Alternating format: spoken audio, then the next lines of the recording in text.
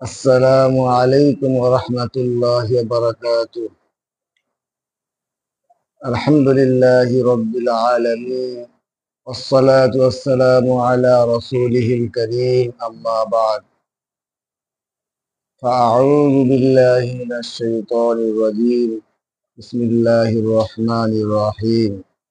عاملة ناصبة تصلى نارا حامية. সমস্ত প্রশংসা আল্লাহ তাআলারই জন্য, যিনি আমাদেরকে এমন একটি মজলিসে বসার তৌফিক দান করেছেন।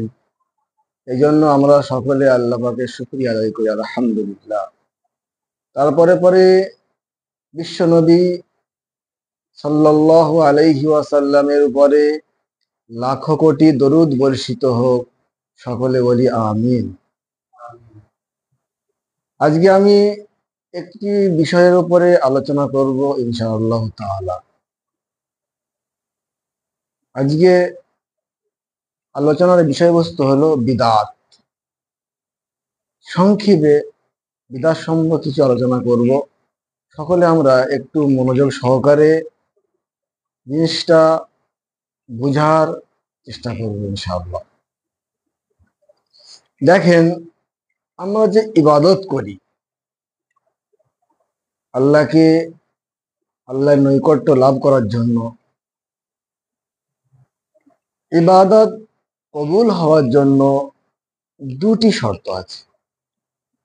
নাম্বার এক, ইবাদত করতে গেলে ইখলাস হওয়া লাগবে।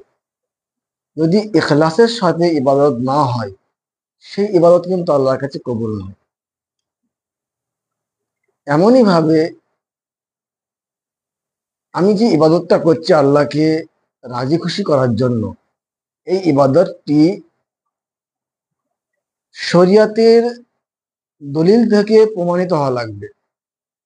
যদি সেই আমলটি, সেই ইবাদতটি, যেটা আমি ইবাদত মনে করছি, সেটি যদি শরিয়াতের দলিল থেকে প্রমাণিত না হয়, তাহলেও কিন্তু এটা আল্লাহর কাছে গ্রহণযোগ্য নয়।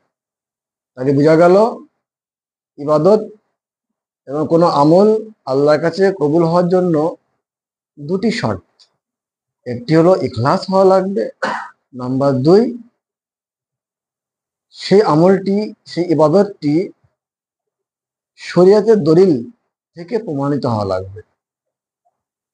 যেই ইবাদত, যেটাকে আমরা ইবাদত মনে করে করছি,